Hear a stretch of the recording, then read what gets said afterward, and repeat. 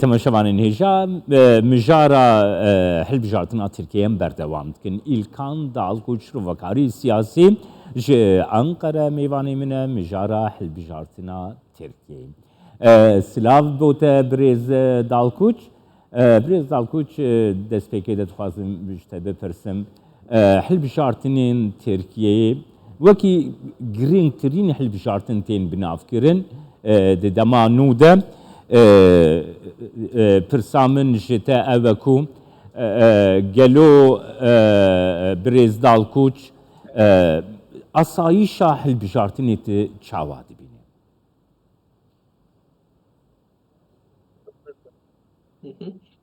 Türkiye'de seçim Li güvenliği Tirkiye evlekariya helbijartinê her tim hebûya Türkiye'deki diğer sistemler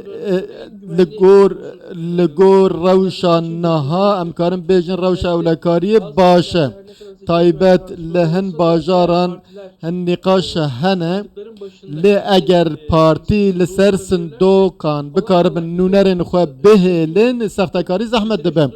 Lê tiştê sereke ev divê nûnerên partiyan li ser sindokan bimînin ku eger nûner nebin nûnerên partiyan wê demê dema deng tên hejmartin dibe ku sextekarî hebe ev li her derêj dibe.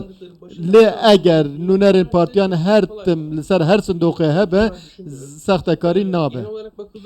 Bi awekî giştî 200,000 sindoq hene. Divê hemû partiyên opozisyonê bikaribin nûnerên xwe bişînin lê nikarin. Di wê warê de hinek tengezarî hene. Nêzîkî 10-20,000 sindoq li gundewaran dimînin li wê derê hene dibe ku hinek pirsgirêk derkevin. Birêz Dalkuç her wiha dixwazim bipirsim niha di rojên dawî de di hin mîtîngan de alozî derketin, şer derket nav van mîtîngan de. Gelo metirsî heye di va sê rojên mayî de rewş wisa berdewam bike? Tu çawa dibîne?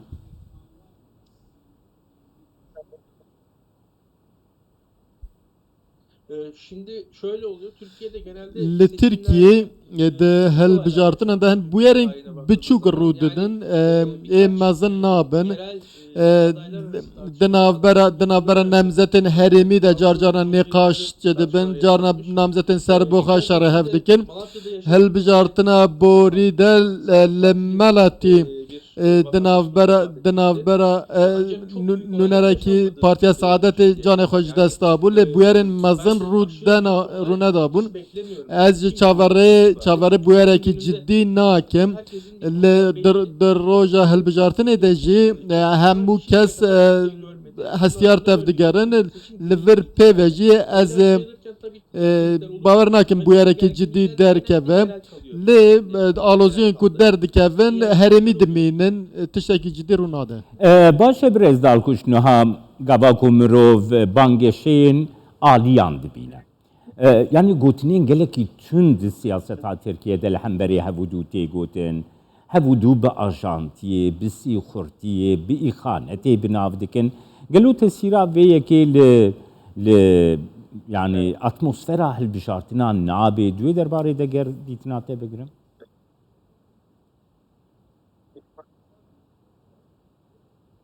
Şimdi şöyle bir şey var. Seçimler yaklaştıkça Dema helbijartin nêzik dibe, ziman tund dibe. Beriya şeş meh beriya helbijartinê zimanekî wiha nabe dibe ku ji kontrolê derkeve. Lê dema roja helbijartinê nêzik dibe aliyên siyasî zimanê xwe tundtir dikin, bizanebûn tundtir dikin.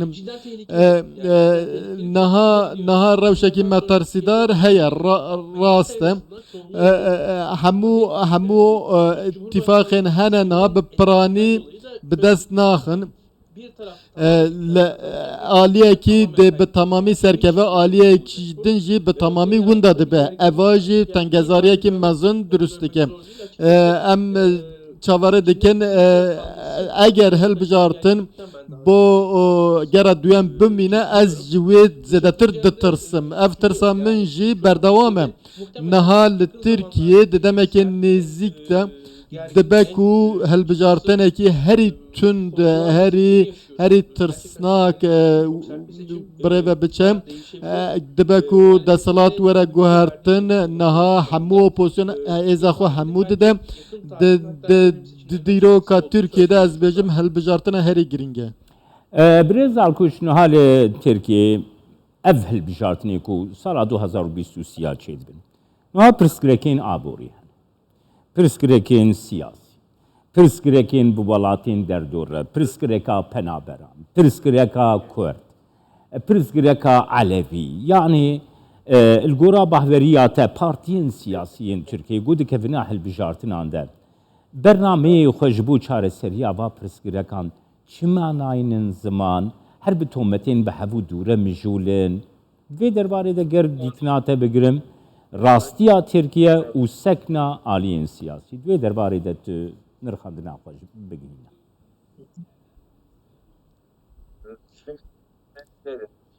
Şöyle bir sıkıntı yaşıyor Türkiye. Natengezariyekî wa heye aliyê ku pêncî ko yek deng bigire ser dikeve ji ber vê aliyên ku dengên wan kêmin hêza wan zêde dibe.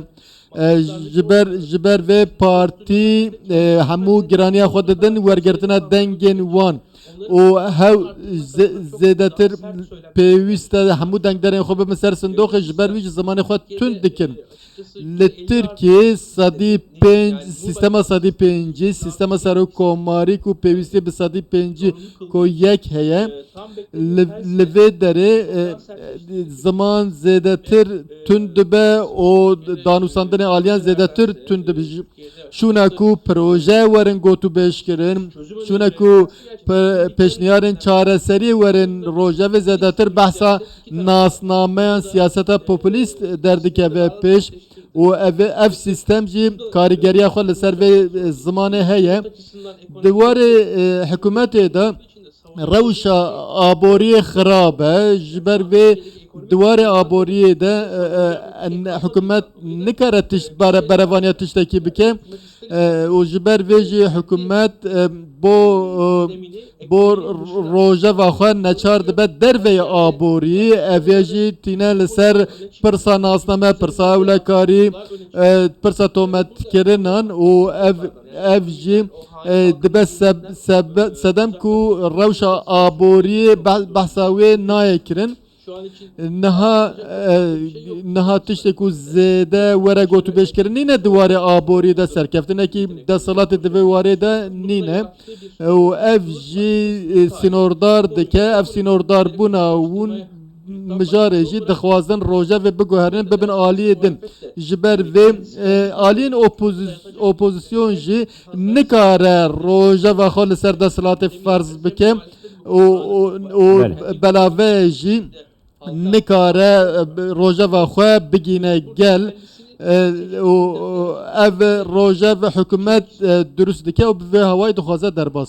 Birêz Dalkuç ger em niha tê gotin ku dengderê Kurd dengê wî dê di vê hilbijartinê de gelek giring ve heta yekalî kere. Niha tu xwe bixê cihê Kurdekî de.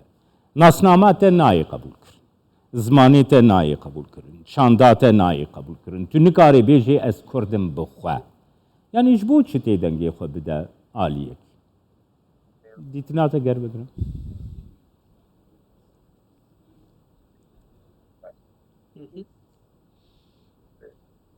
Şimdi şöyle haklısınız Türkiye'de Rast e di warê nasnameya Kurd da kemasiyên ciddî hene lê Kurd di warê hejmara xwe de jî niha di navenda vê hilbijartinê de ne ji ber sistema pêncî ko yek di warê opozisyonê de rewşekî wiha heye HDP û xeta Demirtaş çizgisine yönelmiş bazı ev fişarên li ser wan dibe sebeb ku berê xwe bidin aliyên dijbere Kurd ji her du aliyan jî fişar Belê heye ji Birêz ber Dalkuç. wê ji ber Spasiyatet wê kim Brezil kan Dalkuç Ankara mêvanê min bûy.